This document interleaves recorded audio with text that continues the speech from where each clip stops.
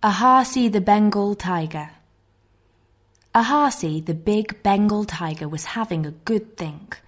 It was winter, and he was still getting used to the feeling of ice on the pads of his paws.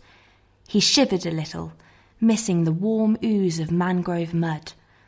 Ahrarsi was missing lots of things.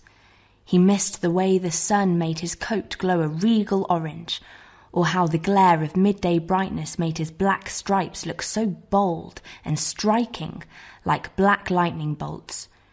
He missed dozing in the evening heat and catching the last shafts of sunlight as they cut through the jungle vines.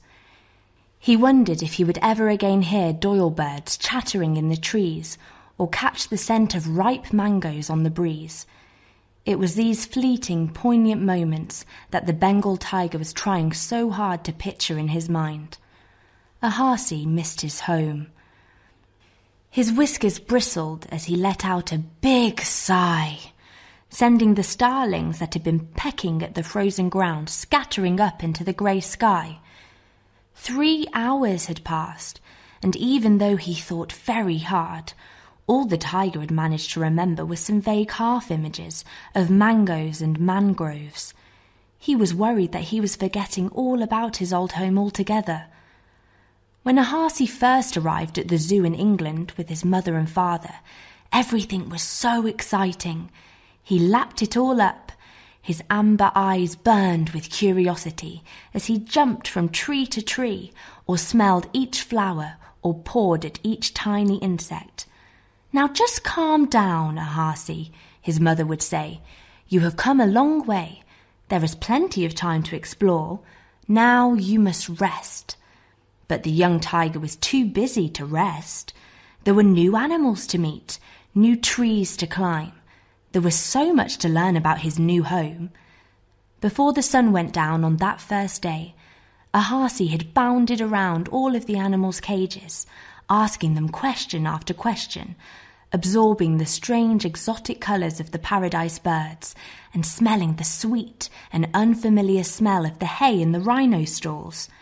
But the more he explored, the more Ahrarsi realised how different his new home was to where he'd come from. And now the young tiger was worried that he'd lost all of the precious memories he had of his homeland. He was worried that he'd forgotten all about being a Bengal tiger. Ahrarsi squeezed his eyes closed and flicked his tail purposefully from side to side. "Remember," he told himself, "try to think harder." Hours passed. The day grew dimmer, and the rest of the animals started to settle down in the twilight. After a while, Ahrarsi felt someone looking at him. He opened one eye, keen to stay as focused as he could, trying to remember. Just trying to remember. It was Zodi the leopard. "What are you doing?" came the deep, purring voice. "I'm remembering," Ahrarsi answered. "Now, if you don't mind." Ahrarsi closed his eye once more and tried to concentrate even harder. "Remembering?" asked Zodi. "Yes. I've forgotten all about being a Bengal tiger and where I've come from, so I'm trying to remember it before it's all gone forever. Now, if you don't mind." Once again, Ahrarsi squeezed his eyes shut and tried to summon images from his homeland. "You won't get far with your eyes closed," said Zodi. Ahrarsi opened his eyes wide and looked quite annoyed. "I won't get anywhere unless you leave me alone to think," he said. "You wouldn't understand anyway. You're not even a tiger, let alone a Bengal tiger. You're a leopard." "You silly animal," said Zodi, rattling with laughter. "Look there." She pointed to a shiny, slick patch of ice on the hard ground. Ahrarsi stared back at Zodi in some confusion. "I think you may have gone a bit bonkers, Zodi," he said, and just then he almost wanted to laugh himself. "If you want to remember how to be a tiger," said Zodi in a kind voice, "just look."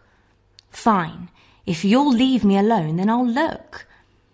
Ahrarsi bent his neck a little and peered into the glassy ice mirror on the ground.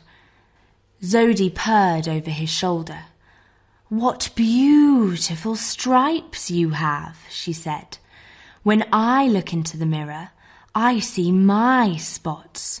Nobody else has spots quite like mine.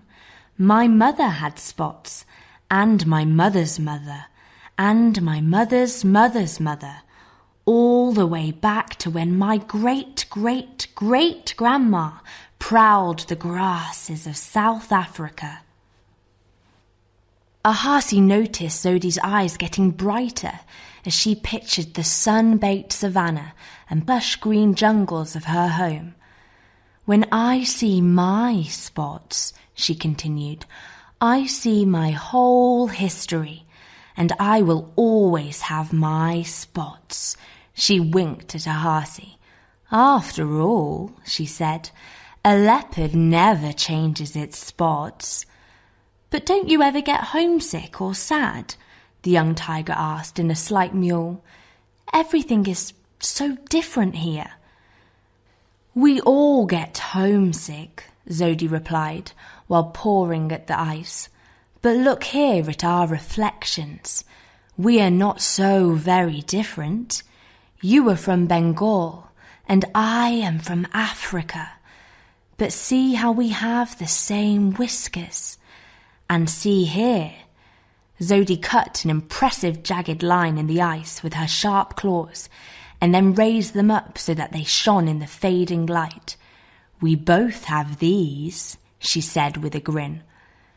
Just then there was a great trumpeting sound from the elephant's enclosure in the east corner of the zoo.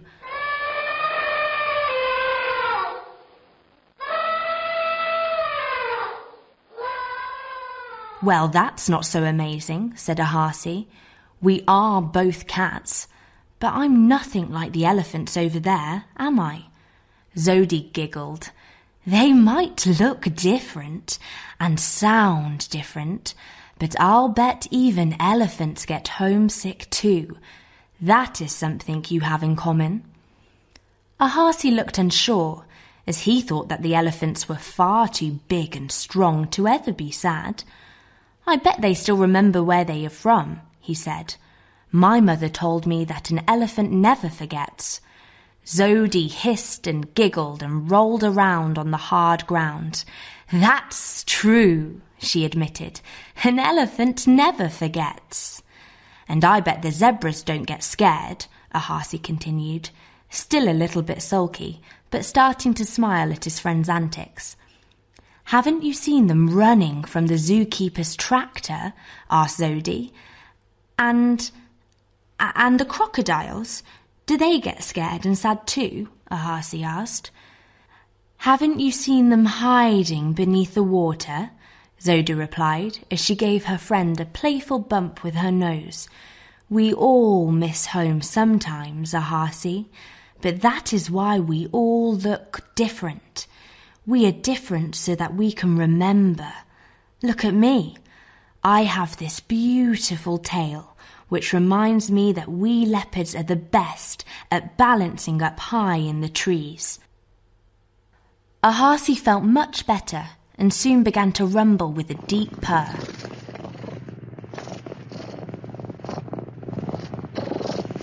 "And I will always have my stripes for hiding in the tall grass. We tigers are the best hunters in all of Bengal." "Your stripes go wherever you go, Ahrarsi," Zodi said with a smile.